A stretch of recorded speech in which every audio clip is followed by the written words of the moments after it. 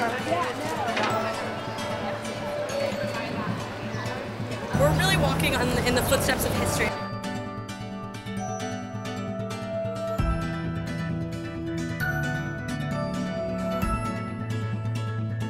Today, we're going to keep these statistics in mind. Come on, you doctors, let's get out there. To the finest ladies of Manhattan. I said I loved you. It doesn't matter what culture we're from, what our race is, what our gender is. We are all people and we are all entitled to the same benefits.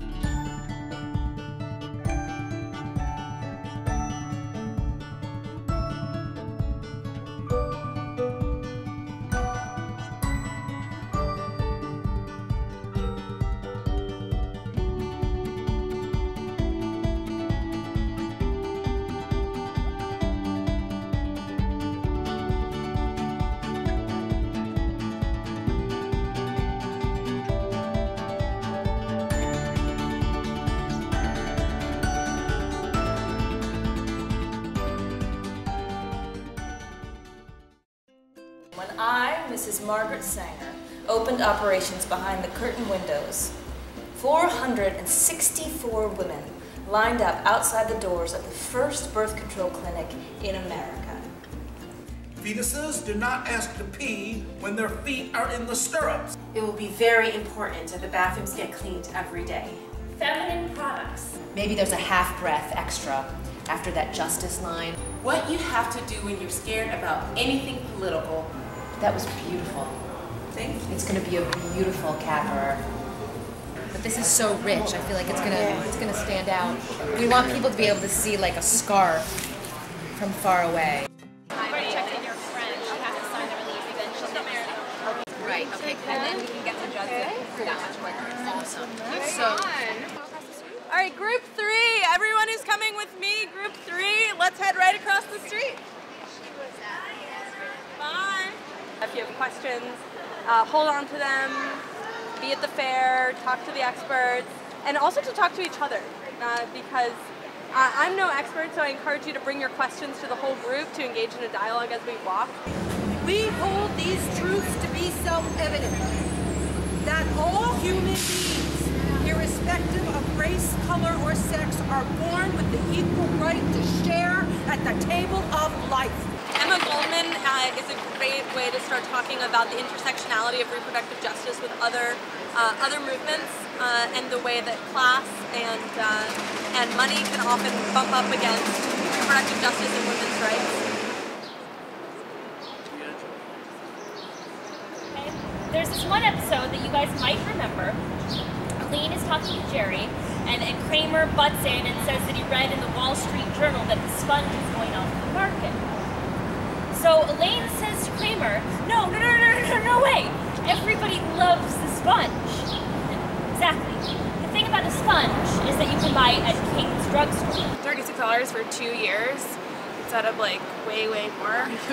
You know, just like way better than putting garbage inside your body and putting garbage in the ground.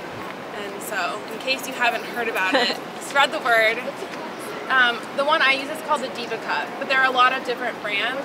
So I work in a community health center, and so I work with like midwives also, so high five for midwives, but also talking about like feminine washes and all those other things. Number one, if things were supposed to smell like flowers, they would. They don't because they're not supposed to. As I walked to work, what did I see? Prostitutes, roaming the streets, out in the open, erotica, shops selling pornographic books and drawings, printers pouring them into the mail, evil lurking in the shadows, trapping the weak in sin.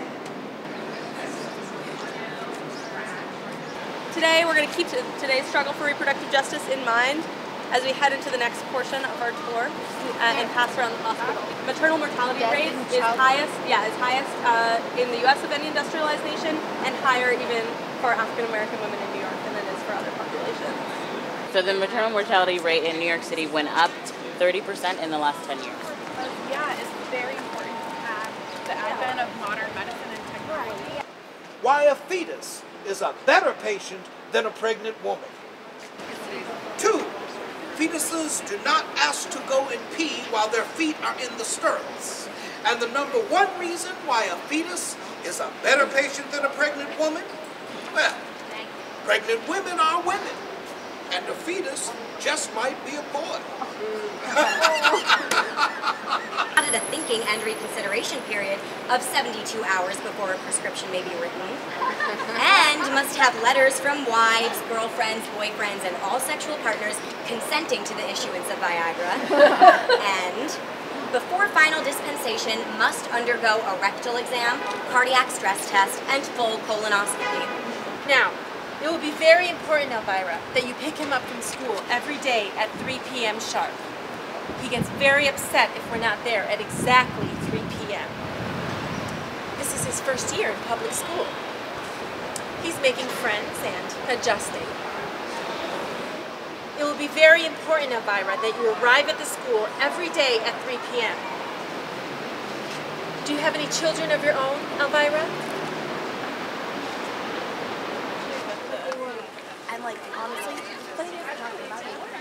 take this player. That's the site of the original Trojan condom factory.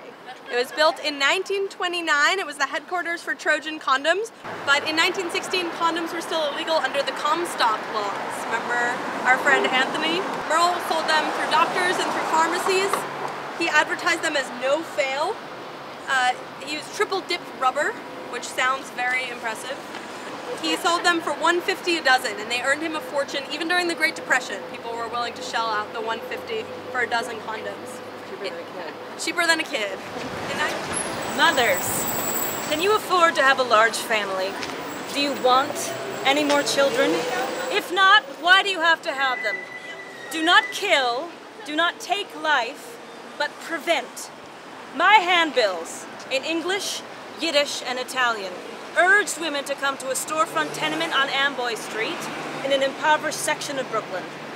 In the 10 days from October 16th, 1916, when I, Mrs. Margaret Sanger, opened operations behind the curtain windows, 464 women lined up outside the doors of the first birth control clinic in America.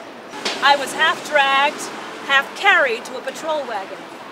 Failing to pay the $500 bail after arraignment, I was placed overnight in a cell known for its cold temperature and vermin infestation. My sister was arrested shortly afterwards. From the far corner of the room, one word was uttered: shame. That's it, guys. Thank you, Margaret. Yeah. We're just gonna head just a few steps over. Hi. How's it going?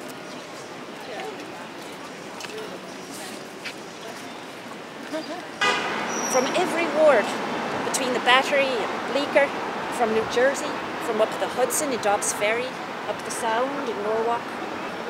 Well, I went along to 30 births. The mothers moaned and carried on, but when they were through, most of them smiled and looked down at their raw new infants with wet eyes glinting. It's a beautiful gift of God, Mrs. Evans said, her own eyes crinkled with wonder. And it was. As disgusting as the blessed event seemed to me at first, I soon was dumbstruck at the power and workings of the female machine. So when we were standing watching the monologues, there was a woman who had stopped to see what was going on, and she asked me what was going on, and I told her, I was like, oh, it's a reproductive justice walking tour. And the concept of reproductive justice, like, she just totally didn't understand it. She's like, oh, are you all new moms? Or... And then I had to explain, no, it's about abortion, birth control, sexuality, erotica, prostitution, the history of the city surrounding those issues. And it was just like, oh, interesting. People gained their freedom, including Frederick Douglass in 1838, who stopped here when he was headed towards freedom. In 1848, when he was an orator and a slavery abolitionist, he was the only African American to attend the first Seneca Falls Convention for Women's Rights, where he spoke in favor of women's suffrage and won the vote for it.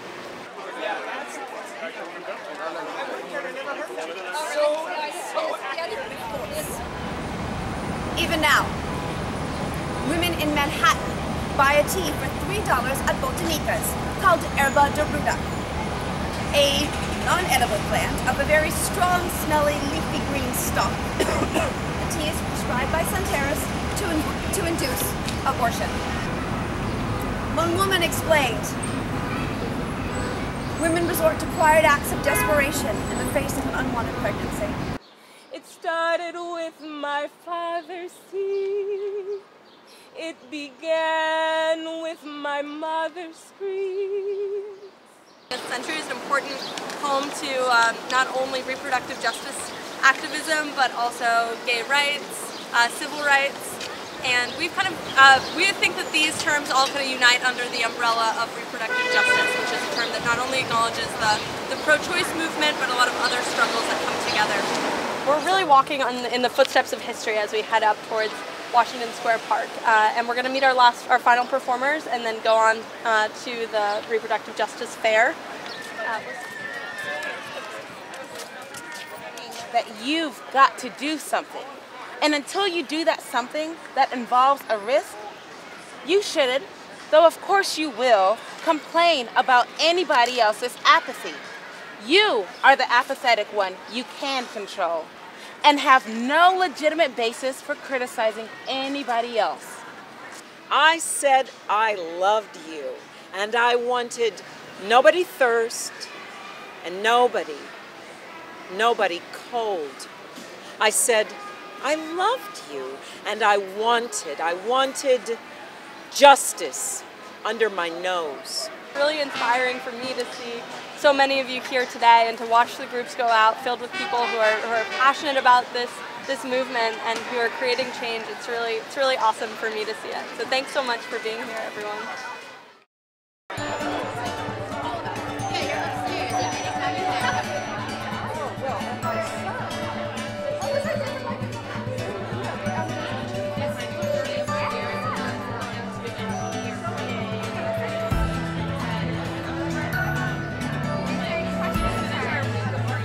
The way I know it's coming is like I'm constipated, I'm thirsty all the time, life looks, you know, bleak and hopeless. Now these things in themselves, they are what they are, but when they come all at once, I know to carry a tampon.